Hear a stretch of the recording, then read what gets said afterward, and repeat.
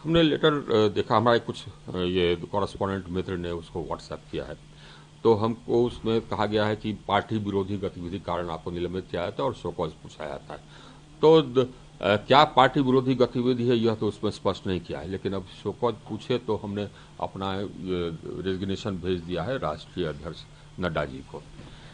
और हमने इसके उत्तर में हम यही भेज रहे हैं चिट्ठी पटना के पार्टी कार्यालय को कि साहब आप कौन सी पार्टी विरोधी गतिविधि की बात कर रहे हैं। जो हमने कहा था या जो हमने कहा है कि आपराधिक पृष्ठभूमि के लोगों को टिकट नहीं मिलना चाहिए या भ्रष्ट लोगों को टिकट नहीं मिलना चाहिए, ये पार्टी विरोधी गतिविधि कहाँ से हो जाएगी या पार्टी विरोधी बयान कहाँ से हो जाएगा। अगर आप आपराधिक पृष्ठभूमि के लोगों को टिकट देते हैं या उनको प्रश्रय देते हैं या भ्रष्ट लोगों को प्रश्रय देते हैं या टिकट देते हैं, तो आप अब पार्टी की छवि धूमिल कर रहे हैं।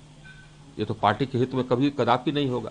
और आपराधिक क्रिमिनलाइजेशन ऑफ पॉलिटिक्स, आपराधिक पृष्ठभूमि के लोगों को टिकट देना तो न तो राष्ट्र हित में है, न लोक हित में है, न पार्टी हित में है।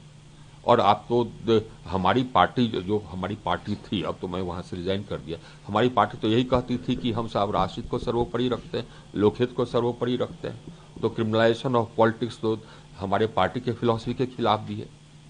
तो हमने जो बयान दिया, इन्होंने स्पष्ट नहीं किया है कि क्या वो कहते हैं पार्टी विरोधी गतिविधि, तो हमारा बयान तो पार्टी के हित में था। और लेकिन अब उन्होंने शो कॉज पूछ लिया तो हमने कहा कि अब छोड़िए साहब, ऐसे पार्टी में रहने से क्या फायदा। अब जिनको तकलीफ हो, अगर आप आपराधिक प्रविष्टि के लोगों के बारे में सवाल उठावे तो लोगों को तकलीफ हो, तो वैसे जगह रहने से कोई फायदा नहीं। तो ये क्या अल्टीमेटम दिया गया है कि ये शो कॉज पूछा गया था। हाँ, निलंबित करके। हाँ, तो लेकिन अभी इसके बाद आपका नेक्स्ट स्टेप क्या रहेगा? आपने अभी हमने निर्णय नहीं किया। आज तो हमने अपना इस्तीफा भेजा ही है। अब आगे क्या करेंगे वो देखेंगे। लेकिन सर क्या आपका कोई ज्वाइन करने का ऐसा कुछ प्लान है? अभी हमने कोई निर्णय नहीं किया, देखेंगे। अच्छा सर, ऑल्सो अभी अभी बिहार के इलेक्शंस हुए हैं, इतनी भारी मात्रा में इतना बड़ा नंबर भाजपा को, एनडीए को मिला है। अच्छा, एक चीज और मैं बता देना चाहता हूँ।